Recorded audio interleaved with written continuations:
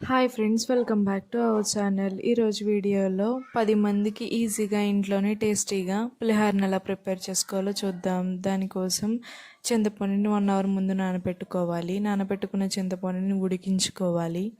దాంట్లో ఉప్పు కూడా యాడ్ చేసుకోవాలి.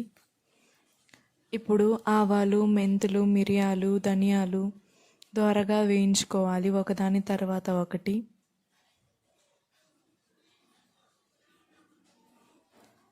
ఇలా ఒకదాని తర్వాత ఒకటి దోరగా వేయించుకోవాలండి.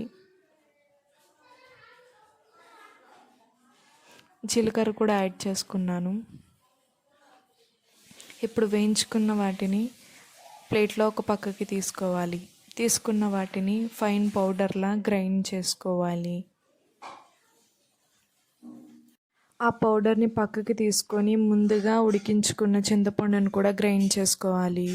దాని తర్వాత ఆయిల్లో తాలింపు దినుసులు అనేవి వేయించుకోవాలి. వేయించుకున్నాక 1 టీ స్పూన్ పసుపు అయితే తీసుకోవాలి.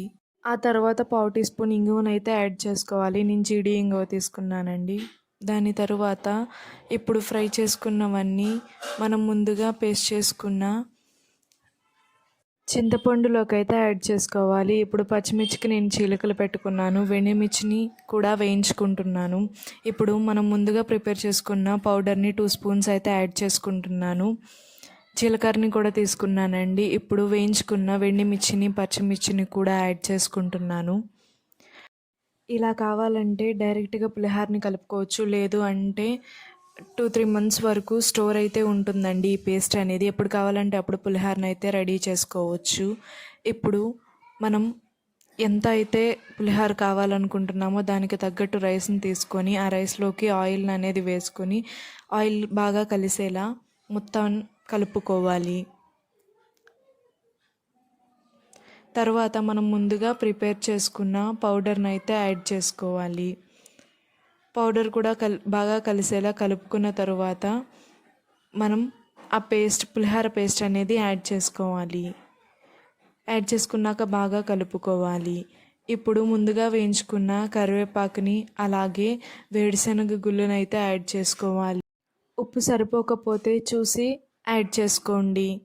చింతపండులో ఆల్రెడీ ఉప్పు వేసాం కదండి, గుర్తుపెట్టుకొని ఉప్పు అయితే యాడ్ చేసుకోండి టేస్ట్ చూసుకొని.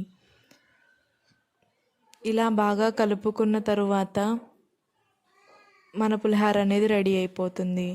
చూసారు కదా, ఈజీగా ఇంట్లోనే టేస్టీగా చిన్న చిన్న మార్పులు చేసుకుంటూ పులిహోరని టేస్టీగా ఎలా చేసుకోవాలో. Thanks for watching. Please to subscribe.